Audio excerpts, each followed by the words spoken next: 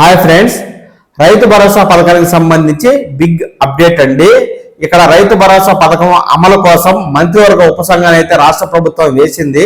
తాజాగా ఈ ఉపసంఘం మార్గదర్శకాలను రెడీ చేసిందని, ఈ మార్గదర్శకాల ప్రకారం రైతులకు 7 ఎకరాల వరకు కట్ ఆఫ్ పెట్టి రైతు భరోసా నిధులు ఇవ్వాలని నిర్ణయం తీసుకున్నట్టుగా తెలుస్తూ ఉంది.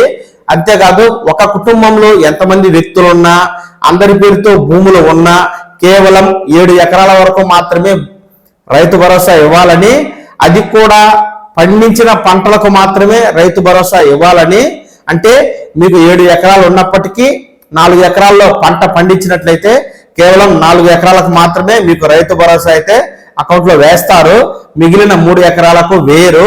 ఈ విధంగా రబీలోను ఖరీఫ్లోను రైతులు ఎన్ని ఎకరాల్లో పంటలు పండించారు అనే విషయాన్ని తెలుసుకోవడం కోసం ఇక్కడ రాష్ట్ర ప్రభుత్వం శాటిలైట్ ఛాయాచిత్రాల ద్వారా తెలుసుకోనుందండి. అందుకోసం నేషనల్ రిమోట్ సెన్సింగ్ సెంటర్ వారి ద్వారా ఇక్కడ శాటిలైట్ ఛాయాచిత్రాలతో పాటు స్థానికంగా ఉన్న వ్యవసాయ అధికారులు రైతుల దగ్గరికి వెళ్లి వారికి ఎన్ని ఎకరాల భూమి ఉంది, ఎన్ని ఎకరాల్లో పంట వేశారు తదితర వివరాలను అయితే తీసుకుని ఆ మేరకు ఇక్కడ రైతు భరోసా పంట పెట్టుబడి సాయం నిధులను రైతుల ఖాతాలో జమ చేసే విధంగా రాష్ట్ర ప్రభుత్వం చర్యలు చేపట్టబోతున్నట్టుగా తెలుస్తూ ఉంది. అంతేకాదండి, మీరు ఇన్కమ్ ట్యాక్స్ కడుతున్నా, మీ కుటుంబంలో ప్రభుత్వ ఉద్యోగులు ఉన్నా, ప్రభుత్వ ఉద్యోగం చేసి రిటైర్డ్ అయి నెల నెల పెన్షన్ తీసుకుంటూ ఉన్నా, మీ కుటుంబంలో ఇంజనీర్లు, డాక్టర్లు, లాయర్లు, చార్టెడ్ అకౌంట్ వంటి వారు ఉన్నా కూడా ఈ రైతు భరోసా రాదని, ఎవరైతే సర్పంచ్లు, జెడ్పీటీసీలు, ఎంపీటీసీలు, కౌన్సిలర్లు, కార్పొరేటర్లు ఉంటారో ఇలాంటి ప్రజాప్రతినిధులకు కూడా ఈ రైతు భరోసా అనేది రాదని ఈ విధంగా మంత్రివర్గ ఉపసంఘం విధి విధానాలు ఖరారు చేసినట్టుగాను ప్రముఖ దినపత్రిక ఈనాడులో తాజాగా వార్త అయితే వచ్చిందండి. ఈ వార్తా సారాంశం ప్రకారం పూర్తి సమాచారాన్ని నేను మీకు ఈ వీడియో ద్వారా తెలియజేస్తాను. ఎప్పటికప్పుడు రైతు భరోసాకు సంబంధించి ఏదైనా తాజా సమాచారం వచ్చిందంటే వెంటనే మన పవన్ టాక్స్ తెలుగు ఛానల్లో మీకు పూర్తి సమాచారాన్ని తెలియజేస్తాను. ఎప్పటికప్పుడు ఈ సమాచారాన్ని తెలుసుకుంటూ ఉండడం కోసం వెంటనే ఈ ఛానల్ని లైక్ చేసి సబ్స్క్రైబ్ చేసుకోండి. ఇక విషయంలోకి వెళ్ళినట్లయితే, గత 6 సంవత్సరాలుగా రాష్ట్రంలో రైతులకు రైతు బంధు పథకం ద్వారా పంట పెట్టుబడి సాయం అయితే అందుతూ ఉంది. తాజాగా అధికారంలోకి వచ్చిన కాంగ్రెస్ ప్రభుత్వం రైతు భరోసాగా మార్చింది. అంతేకాదు, రైతులకు ఎన్ని ఎకరాలు ఉన్నా అన్ని ఎకరాలకు రైతు భరోసా ఇవ్వడం కుదరదని, దీనికి కట్ ఆఫ్ అంటూ పెడతామంటూ మంత్రివర్గ ఉపసంఘాన్ని వేసి ఉమ్మడి జిల్లాల వారీగా ఈ మంత్రివర్గ ఉపసంఘం పర్యటించి రైతుల నుంచి, ప్రజాప్రతినిధుల నుంచి ఇక్కడ అభిప్రాయాలు అయితే తీసుకునింది. ఈ అభిప్రాయాల ప్రకారం ఇక్కడ మంత్రివర్గ ఉపసంఘం మార్గదర్శకాలను అయితే రూపొందించి మనకు ఈ నెల 30వ తేదీన కేబినెట్ సమావేశం అయితే దాని మీద చర్చించి ఇక్కడ ఆమోద ముద్ర వేయబోతూ ఉన్నట్టు తెలుస్తుంది.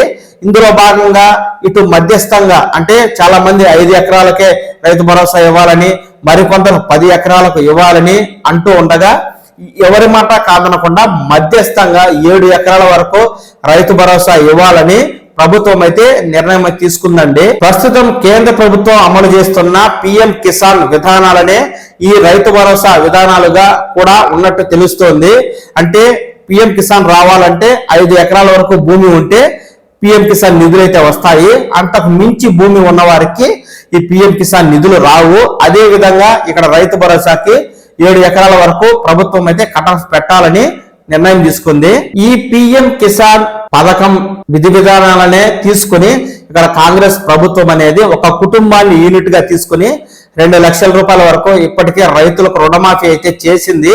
ఇదే విధానాన్ని ప్రస్తుత రైతు భరోసా పథకానికి కూడా అప్లై చేస్తూ ఒక కుటుంబంలో ఎంతమంది వ్యక్తులు ఉన్నా, వారి పేరిట ఎంత భూమి ఉన్నా వారందరినీ ఒక కుటుంబంగానే చేసి 7 ఎకరాల వరకు రైతు భరోసా అయితే ఇస్తామని, అది కూడా పండించిన పంటలకు మాత్రమే 7 ఎకరాలు ఉంటే 5 ఎకరాలకు పండిస్తే 5 ఎకరాలకు, 3 ఎకరాల పంట వేస్తే 3 ఎకరాలకు మాత్రమే రైతు భరోసా ఇచ్చే విధంగాను, ఈ విధంగా కుటుంబంలో ఎంతమంది ఉన్నా అందులో ఒక్కరు ఇన్కమ్ ట్యాక్స్ కట్టినట్లయితే ఆ కుటుంబం మొత్తం ఈ రైతు భరోసాకి అనర్హులుగాను, ప్రభుత్వ ఉద్యోగులు, డాక్టర్లు, లాయర్లు, ఇంజనీర్లు, ఇక్కడ చార్టెడ్ అకౌంట్లు ఇటువంటి వారు ఉంటే కూడా ఈ యొక్క రైతు భరోసా పథకానికి అనర్హులుగా చేసేటట్టుగాను, ఈ విధంగా చేసుకుని ఈ పథకాన్ని అమలు చేసినట్లయితే భారీ సంఖ్యలో లబ్ధిదారుల యొక్క సంఖ్య తగ్గిపోతుందని తద్వారా ప్రభుత్వానికి భారీగా నిధులు కేటాయించాల్సిన అవసరం అనేది తగ్గుతుందని అధికారులు అయితే ప్రభుత్వానికి సూచించినట్టుగా తెలుస్తోంది.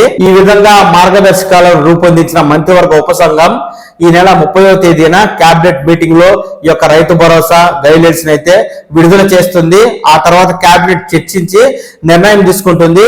ఆ తర్వాత సంక్రాంతి పండుగ రోజునే మనకు ఇక్కడ రైతు భరోసా నిధులను అయితే రైతుల ఖాతాలో వేసే విధంగా ప్రభుత్వం అయితే నిర్ణయం తీసుకున్నట్టుగా మనకు తాజాగా వార్త ద్వారా తెలుస్తూ ఉన్న నేపథ్యంలో ఈ యొక్క గైడ్లైన్స్ విడుదల చేసిన తర్వాత ప్రతిపక్షాలు గాని రైతులు గాని ఏ విధంగా స్పందిస్తారు తదితర పూర్తి సమాచారాన్ని మన పవన్ టాక్స్ తెలుగు ఛానల్ ద్వారా మీకు పూర్తి సమాచారాన్ని తెలియజేస్తానండి.